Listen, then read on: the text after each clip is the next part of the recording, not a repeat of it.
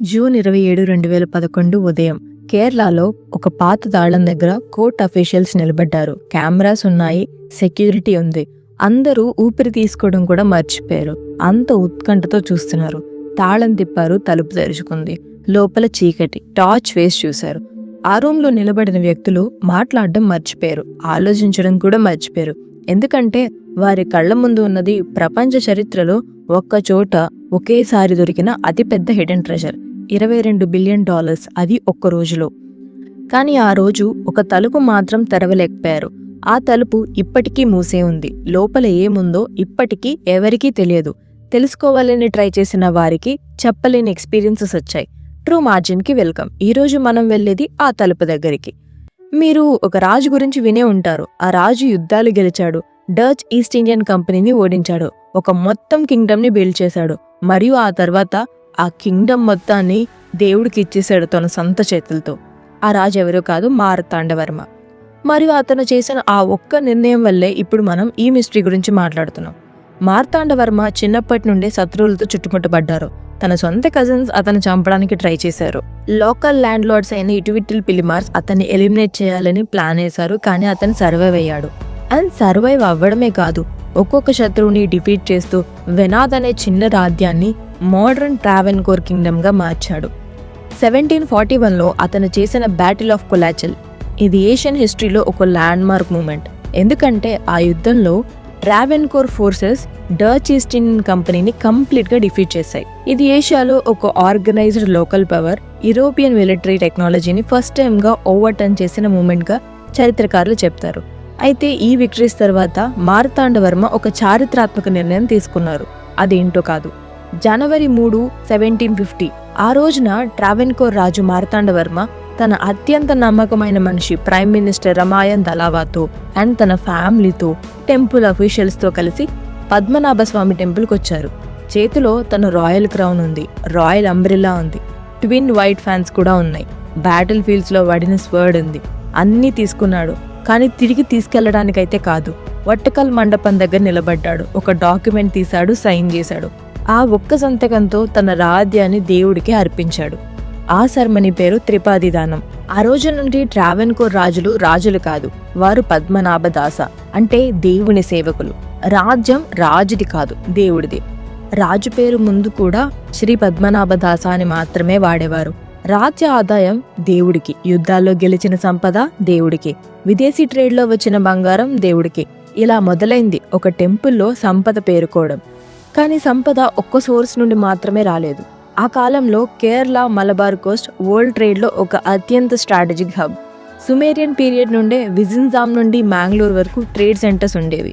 ఇక్కడ Roman empires, Arab merchants, Chinese traders అందరూ ఈ ప్లేస్కి వచ్చేవారు. ముఖ్యంగా బ్లాక్ పెప్పర్, ఇది ఆ కాలంలో బ్లాక్ గోల్డ్గా పిలువబడేది. ట్రావెన్కోర్ దాన్ని రాయల్ మోనోపోలీగా కంట్రోల్ చేసింది. ఆ ట్రేడ్ ద్వారా వచ్చిన సంపద అంతా టెంపుల్కే చేరేది. ఇలా 1766 నుండి 1792 వరకు మైసూర్ ఇన్వేషన్ భయంతో మలబార్ కోస్ట్ వెంట దాదాపు 12 మంది హిందూ రూలర్స్ ట్రావెన్కోర్కి పారిపోయి వచ్చారు. వారు వచ్చేటప్పుడు తమ టెంపుల్స్ వెల్త్ అంతా తీసుకుని వచ్చారు. మరియు ఆ టెంపుల్ వెల్త్ అంతా ఎక్కడో కాదు, పద్మనాభ స్వామి టెంపుల్లోనే భద్రపరిచారు. ఇలా ఉండగా మహారాణి గౌరీ లక్ష్మీబాయి పాలనలో కేరళ అంతటా మిస్మేనేజ్మెంట్ అవుతున్న 100 టెంపుల్స్ గవర్నమెంట్ కంట్రోల్లోకి వచ్చాయి. ఆ టెంపుల్స్లో మిగిలిన ఆర్నమెంట్స్, వాల్యుబుల్స్ అన్నీ ఒకే చోటకు చేర్చారు. అది ఎక్కడికో కాదు, పద్మనాభ స్వామి టెంపుల్ వాల్స్లోకే. ఇలా ఒక్కో డైనస్టీ వచ్చింది, ఒక్కో లేయర్ యాడ్ అయింది. శతాబ్దాల పాటు ఆ వాల్స్ నిండుతూనే ఉన్నాయి, బయట ప్రపంచానికి తెలియకుండా, ఎవరికీ లెక్క లేకుండా. అప్పుడు వచ్చాడు టిపి సుందరరాజన్. 2009లో ఈ రిటైర్డ్ ఆఫీసర్ ఒక పిటిషన్ ఫైల్ చేశాడు. టెంపుల్ నిర్వహణలో ఫైనాన్షియల్ ఇర్రెగ్యులారిటీస్ జరుగుతున్నాయని. కేరళ హైకోర్టు జనవరి 2011లో స్టేట్ గవర్నమెంట్కి టెంపుల్ మేనేజ్మెంట్ తీసుకోమని ఆర్డర్ ఇచ్చింది. సుప్రీంకోర్టు దానిపై ఒక కమిటీ అపాయింట్ చేసింది. జూన్ 2011లో వాల్స్ తెరవమని ఆర్డర్ వచ్చింది. ఫైనల్గా June 27, 2011 court appointed 7 members vault దగ్గర నిలబడ్డారు. వాల్ట్ ఏకి వెళ్లారు. ఐరన్ గ్రిల్ తెరిచారు, హెవీ వుడెన్ డోర్ కూడా తెరిచారు. ఫ్లోర్లో గ్రనైట్ స్లాబ్ తీశారు. కొన్ని స్టెప్స్ దిగారు. అక్కడ ఒక చీకటి రూమ్ కనిపించింది. టార్చ్ వేసి చూశారు. లోపల ఉన్నది ఏది ఆర్డర్గా లేదు, సిస్టమ్గా పెట్టలేదు, అరేంజ్మెంట్ చేసలేదు. బాస్కెట్స్ నిండి ఉన్నాయి. మట్టి పాట్స్, కాపర్ పాట్స్ అన్నీ నిండున్నాయి. అన్నీ వాల్యుబుల్స్తో నిండున్నాయి. శతాబ్దాల పాటు ఒక్కో చెయ్యి వేసి పెట్టిన వెల్త్ అలా స్కాటర్డ్గా పడి ఉంది. వారు లెక్క పెట్టడం స్టార్ట్ చేశారు. వాల్టే ఒకదాని నుండి అలోన్ 1 lakh ఆర్టికల్స్ బయటకు వచ్చాయి. ఒక్క ఐటెం కాదు ఆర్టికల్ అంటే, ఒక్కోసారి ఒక్కో కలెక్షన్. అందులో ఒకటి 1,95,000 గోల్డ్ కాయిన్స్. వాటి వెయిట్ వచ్చి 800 kgs. అంటే అవి 200 BCకి చెందినవి. ఒక్కో కాయిన్ విలువ అప్రాక్స్గా 2.7 crores వేశారు. సో అలా 4 అడుగుల పొడవు, 3 అడుగుల వెడల్పు ఉన్న solid gold idol of Vishnu, diamonds and precious stones నిండినది. ఆ విగ్రహం విలువ ఎస్టిమేట్ $30 million. అదేవిధంగా 28 అడుగుల గోల్డెన్ థ్రోన్, డైటీ కూర్చోవడానికి వాడే థ్రోన్, డైమండ్ స్టడెడ్ గోల్డెడ్ క్రౌన్స్ కనీసం 3 కనిపించాయి. నెపోలియన్ ఎరా నుండి రోమన్ ఎరా వరకు వాడిన డిఫరెంట్ టైప్స్ ఆఫ్ కాయిన్స్, 60,000 కంటే ఎక్కువ ఫుల్లీ ప్రీషియస్ స్టోన్స్, పెద్ద గోల్డ్ జ్యువెలరీ పీసెస్లో పాస్గా సెట్ చేయబడినవి. ప్రపంచం ఆ న్యూస్ విన్నప్పుడు నోరు తెరుచుకుంది. Officially $22 billion. కానీ అది పూర్తి లెక్క కాదు. యాంటిక్ వాల్యూ వేరే ఉంది, హిస్టారిక్ సిగ్నిఫికెన్స్ వేరే ఉంది. అన్నీ కలిపి కౌంట్ చేస్తే అంచనా వేయడం ఇంపాసిబుల్ అని ఎక్స్పర్ట్స్ చెప్పారు. ఆ వెల్త్ కి ప్రైస్ ట్యాగ్ వేయడం మనిషి వల్ల అయ్యే పని కాదు అని. కానీ వాల్ట్ ఏ తర్వాత వాల్ట్ బి దగ్గరికి వెళ్ళినప్పుడు ఆగిపోయారు. వాల్ట్ బి దగ్గర నిలబడ్డారు. ఈ వాల్ట్ అఫీషియల్ నేమ్ మహాభారత్ ఖల్లారా. ఇది ఆ టెంపుల్లో అతిపెద్ద సెల్లార్.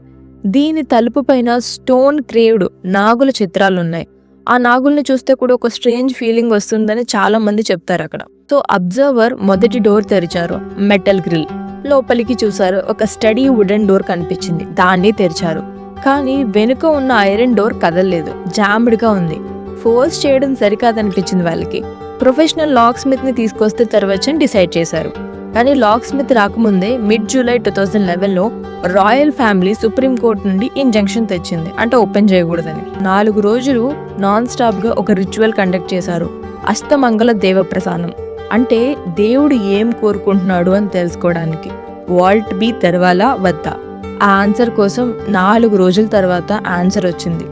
వాల్ట్ బి తెరిస్తే డివైన్ డిస్ప్లెజర్ వస్తుందని, దేవుడికి ఇష్టం లేదని. అంతేకాదు ఇతర వాల్స్ ఇన్వెంటరీ చేయడంలో కూడా సాక్రెడ్ ఆర్టికల్స్ డీఫెయిల్ అయ్యాయని, అంటే మిస్ అవుతున్నాయని. అక్కడతో ఆగిపోయింది ఈ వాల్ట్ బి కథ అంతా. అప్పుడు ఒక హాంటింగ్ కోఇన్సిడెన్స్ జరిగింది. వాల్ట్ బి తెరవడానికి లీగల్ బ్యాటిల్ స్టార్ట్ చేసిన టిపి సుందరరాజన్ July 17, 2011 మరణించారు. అయితే వాల్స్ తెరవబడిన కొన్ని వారాల తర్వాత ఈ సంఘటన జరిగింది. కానీ అతను 70 సంవత్సరాల వయసులో అనారోగ్యంతో చనిపోయారు. కానీ ఆ టైమింగ్కి చాలా మంది ఇదంతా ఈ ఖచ్చితంగా వాల్స్ తెరవబడిన శాపం వల్లే జరిగింది అని అయితే గట్టిగా నమ్మారు. టెంపుల్ మిస్టరీ గురించి వినేవాళ్ళు ఈ ఒక్క డీటెయిల్ని మర్చిపోలేరు. 2014లో supreme court appointed amicus curiae అయిన Gopal Subramanian 577 pages report submit చేశారు. ఆ రిపోర్ట్లో ఒక షాకింగ్ న్యూస్ ఉంది. వాల్ట్ బి మాత్రమే కాదు, ఆ టెంపుల్లో మరో 2 వాల్స్ ఉన్నాయని కనుగొన్నారు. ఇవి ఎవరికి తెలియవని, వాటికి నేమ్స్ కూడా లేవని. సో అతను వాటికి vault G and vault H అని పేరు పెట్టారు. ఆ రిపోర్ట్ ప్రకారం ఈ 2 వాల్స్ కూడా సెంచరీస్గా తెరవబడలేదు. Vault G and vault H antechambers కూడా అన్టచ్డ్ గానే ఉన్నాయి. ఇంకా 2020కి వచ్చేసాం. 2020 నాటికి ఇవి ఇంకా క్లోజ్డ్ గానే ఉన్నాయి. అంటే ఈ టెంపుల్లో వాల్ట్ బి మాత్రమే కాదు, మరో 2 కంప్లీట్లీ అన్నోన్ రూమ్స్ ఇంకా మూసే ఉన్నాయి. వాటిలో ఏముందో ఊహించడం కూడా ఇంపాసిబుల్. ఆ సేమ్ రిపోర్ట్లో సుబ్రహ్మణ్యన్ మరో వాదన చేశారు, వాల్ట్ బి తెరవాలని. కానీ రాయల్ ఫ్యామిలీ దాన్ని యాక్సెప్ట్ చేయలేదు. అదే సమయంలో ఫార్మర్ సిఏజీ వినోద్ రాయ్ తన ఆడిట్ రిపోర్ట్లో చెప్పారు, గతంలో వాల్ట్ బి కనీసం 7 సార్లు తెరిచారు అని. 1990లో 2 times, 2002లో 5 times. తెరిచిన ప్రతిసారి సిల్వర్ తీయబడిందని, గోల్డ్ వెజల్స్ డిపాజిట్ చేయబడ్డాయని, టెంపుల్ ట్రెజర్ రికార్డ్స్లో ఎంట్రీస్ ఉన్నాయని. కానీ ట్రావెన్కోర్ రాయల్ ఫ్యామిలీ ఈ క్లైమ్ని కంప్లీట్గా డెనై చేసింది. వాల్ట్ బి సీల్డ్గానే ఉందని వారి స్పష్టమైన వాదన. 2 సైడ్స్కి 2 డిఫరెంట్ వర్షన్స్. నిజమేమిటో ఇప్పటికీ తెలియదు మనకి. ఇప్పుడు మనం వాల్ట్ బి చుట్టూ ఉన్న మిత్స్ గురించి మాట్లాడాలి. ఎందుకంటే ఇక్కడ వెరిఫైడ్ ఫ్యాక్ట్స్ మాత్రమే కాదు, సెంచరీస్గా పీపుల్ నమ్మే బిలీఫ్స్ కూడా ఈ స్టోరీలో important part. Vault B Arabian సీతో అండర్ గ్రౌండ్గా కనెక్టెడ్ అని, దాన్ని తెరిస్తే సీ వాటర్ రష్ అవుతుందని, ఎంటైర్ రీజన్ ఫ్లడ్ అవుతుందని కొందరు నమ్ముతారు. సైంటిఫిక్ బేసిస్ లేదు, కానీ ఈ టెంపుల్ అండర్ గ్రౌండ్ స్ట్రక్చర్ ఎంత డెప్త్ వరకు వెళ్ళిందో అఫీషియల్లీ డాక్యుమెంట్ అయి కూడా లేదు. కాబట్టి ఈ థియరీని కంప్లీట్గా డిస్మిస్ చేయడం కూడా ఎవరు అఫీషియల్గా ట్రై చేయలేదు. అండ్ రెండవ మిత్, వాల్ట్ బీ మీద ఒక నాగబంధనం ఉందని, ఒక సర్పెంట్ లాక్ అది. అంటే ఫిజికల్ కీతో తెరవడం పాసిబుల్ కాదని, ఓన్లీ ఒక ఎన్లైటెన్ సాధు గరుడ మంత్ర కరెక్ట్లీ పలికితేనే ఆ డోర్ తెరుచుకుంటుందని నమ్మకం. శతాబ్దాల పాటు వస్తున్న బిలీఫ్ ఇది. కానీ కోఇన్సిడెన్స్ చూడండి, 2011లో అబ్జర్వర్స్ ఆ ఐరన్ డోర్ దగ్గరికి వెళ్ళినప్పుడు అది జామ్డ్గా ఉంది. లాక్ స్మిత్ కూడా ట్రై చేయలేదు. సో మిత్ని డిస్మిస్ చేయాలనుకున్న వారికి ఆ మూమెంట్లో ఏదో ఒక చిన్న కనెక్షన్ అయితే వస్తుంది. అండ్ మూడవ మిత్, వాల్ట్ బీలో యాన్షియంట్ టెక్స్ ఉన్నాయని, డివైన్ వెపన్స్ ఉన్నాయని. కొందరైతే ఇంకా ముందుకు వెళ్ళి విమాన కూడా ఉందని అంటారు. విమాన అంటే ఇంకాదు, యాన్షియంట్ ఫ్లయింగ్ మిషన్. ఇవి వెరిఫైడ్ కాదు, ప్రూవ్ అయిన ఫ్యాక్ట్స్ కూడా కాదు. కానీ ఒక్క విషయం మాత్రం ఫ్యాక్ట్, ఇప్పటి వరకు తెరిచిన వాల్స్లో రోమన్ ఎరా నుండి నెపోలియనిక్ ఎరా వరకు కాయిన్స్ దొరికాయి. Different centuries, different civilisations, different corners of the world. అన్నీ ఒకే చోటు ఉంటే ఈ టెంపుల్తో ట్రేడ్ జరిగింది, కనెక్షన్స్ ఉన్నాయి ప్రపంచం అంతటితో శతాబ్దాల పాటు. సో వాల్ట్ బీలో ఏముందో తెలియదు, కానీ ఏమైనా ఉండొచ్చు అని అనిపించే ఎవిడెన్సెస్ మాత్రం చాలా అయితే దొరుకుతున్నాయి. జూలై 13, 2020 సుప్రీం కోర్ట్ ఒక ల్యాండ్ మార్క్ వెర్డిక్ట్ ఇచ్చింది. 2011లో కేరళ హైకోర్టు చెప్పింది 1991లో last ruler of Travancore Sree Chithira Thirunal మరణంతో రాయల్ ఫ్యామిలీ రైట్స్ ఎండ్ అయ్యాయని. ఆ రూలింగ్ ప్రకారం స్టేట్ గవర్నమెంట్ టెంపుల్ కంట్రోల్ తీసుకోవాలని. కానీ సుప్రీం కోర్ట్ దానిని కంప్లీట్లీ రివర్స్ చేసింది. Death will not effect the rights of shebaitship of the family over the deity అని క్లియర్గా చెప్పింది. ట్రావెన్కోర్ రాయల్ ఫ్యామిలీకి టెంపుల్ మేనేజ్ చేసే రైట్స్ తిరిగి వచ్చాయి. కానీ వాల్ట్ బీ గురించి సుప్రీం కోర్ట్ ఏమీ చెప్పలేదు. ఆ ఒక్క క్వశ్చన్ మాత్రం ఆన్సర్ ఇవ్వలేదు. ఆ డెసిషన్ ని టెంపుల్ కి సంబంధించిన వారికే వదిలిపెట్టేసింది. ప్రస్తుతం ఆలయాన్ని ఒక అడ్మినిస్ట్రేటివ్ కమిటీ నడుపుతోంది, సుప్రీం కోర్ట్ సూపర్విజన్ లో. చైర్మన్ గా తిరువనంతపురం డిస్ట్రిక్ట్ జడ్జ్ ఉంటారు, కేరళ గవర్నమెంట్ నామినీ ఉంటారు, రాయల్ ఫ్యామిలీ రిప్రజెంటేటివ్ ఉంటారు.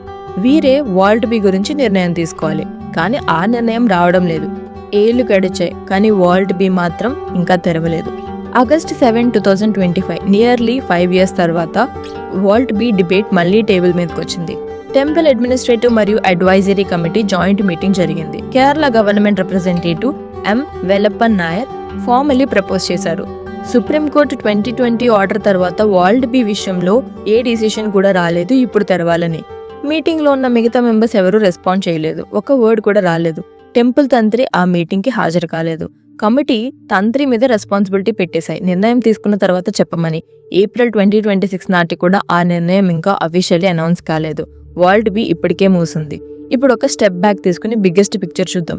ఈ స్టోరీలో ఒక ఫ్యాసినేటింగ్ లేయర్ ఏంటంటే ఈ టెంపుల్లో సింప్లీ ఒక వాల్ట్ మూసింది. అది మాత్రమే కాదు, ఇప్పటికీ అఫీషియల్లీ నోన్ గా vault B, vault G, vault H 3 vaults completely sealed గా ఉన్నాయి. వాల్ట్ ఏలో అలోన్ మనకి 1 lakh ఆర్టికల్స్ దొరికాయి. వాల్ట్ ఏ ఒక్కటే $22 billion ఎస్టిమేట్ అయింది. ఇంకా వాల్ట్ బి అతిపెద్ద సెల్లార్ అని నోన్ ఫ్యాక్ట్. జీ మరియు హెచ్ గురించి ఏ రికార్డ్ కూడా లేదు, ఎవరికీ తెలియని రూమ్స్ అవి. ఈ టెంపుల్ కింద ఎంత ఉందో ఇప్పటికీ కంప్లీట్ పిక్చర్ ఎవరికీ తెలియదు. ఒకవైపు ట్రాన్స్పరెన్సీ కోసం గవర్నమెంట్ ప్రెషర్, ఇప్పటికే వార్నింగ్ సైన్స్ ఇచ్చాయి.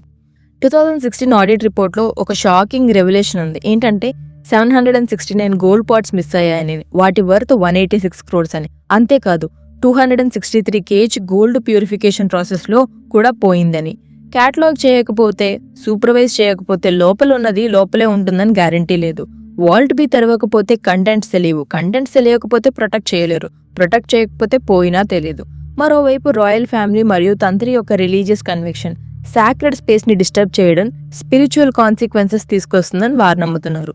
సుప్రీంకోర్టు రెండింటినీ బ్యాలెన్స్ చేయలేకపోయింది. కమిటీ నిర్ణయం తీసుకోలేకపోతుంది. తంత్రి ఇంకా రెస్పాండ్ చేయలేదు. అయితే ఈ 22 billion ఎవరిది? రాయల్ ఫ్యామిలీదా? వారు చెప్తారు మా పూర్వీకులు సమర్పించారు కాబట్టి మా బాధ్యత అని. కేరళ గవర్నమెంట్ దా? వాళ్ళు చెప్తారు ఈ రాజ్యం ఇండియాలో మెర్జ్ అయి ఉంది కాబట్టి మాదే అని. కోర్టు దగ్గరికి వెళ్ళినప్పుడు సుప్రీంకోర్టు ఏం చెప్పిందంటే ఇది ఎవరిది కాదు. 1715లో మార్తాండవర్మ సైన్ చేసిన ఆ ఒక్క డాక్యుమెంట్ అన్ని తేల్చేసింది. ఆ వెల్త్ దేవుడిది, అంటే లార్డ్ పద్మనాభ స్వామి సొంతం. మనిషి దాన్ని ఓన్ చేయలేడు, కేవలం ప్రొటెక్ట్ మాత్రమే చేయగలడు. కానీ ప్రొటెక్ట్ చేస్తున్నారా? 2016లో 769 గోల్డ్ పాట్స్ మిస్ అయ్యాయి, 263 kgs గోల్డ్ పోయింది. దేవుని సొంతం వెళ్తూ దేవుడికి తెలియకుండా మాయమైపోతుంది. అందుకే వాల్ట్ బి తెరవడం అనేది కేవలం ఒక డోర్ తెరవడం కాదు, అది ఒక బాధ్యత. దాచిపెట్టిన చరిత్ర లోకానికి చూపించే బాధ్యత. శతాబ్దాల పాటు దేవుడు కాపాడిన దాన్ని మనిషి కాపాడగలడా అనే క్వశ్చన్కి ఆన్సర్ ఇచ్చే బాధ్యత అది. ఫెయిత్ మరియు క్యూరియాసిటీ మధ్య, రెవరెన్స్ మరియు అకౌంటబిలిటీ మధ్య, హిస్టరీ ప్రిజర్వ్ చేయాలనే డిజైర్ మరియు సాక్రెడ్ డిస్టర్బ్ చేయకూడదనే నమ్మకం మధ్య అటెన్షన్ ఒక మూసిన తలుపు దగ్గర పర్ఫెక్ట్లీ నిలబడింది. బహుశా ఆ తలుపు ఒకరోజు తెరుచుకుంటుందేమో, ఈవెన్ తెరవకుండా కూడా ఉండొచ్చేమో. కానీ ఒక విషయం మాత్రం సర్టెన్గా ఉంది, ఆ తలుపు వెనక ఏముందో తెలుసుకోవాలని అనిపించడం అయితే ఎవ్వరికీ ఆగలేదు మరియు ఆగదు కూడా. ఈ వీడియో నచ్చితే ఒక లైక్ ఇవ్వండి, మీ ఫ్యామిలీ మరియు ఫ్రెండ్స్కి షేర్ చేయండి. ట్రూ మాజీని సబ్స్క్రైబ్ చేసుకోవడం మర్చిపోవద్దు. మళ్ళీ ఇంకో స్టోరీతో కలుద్దాం.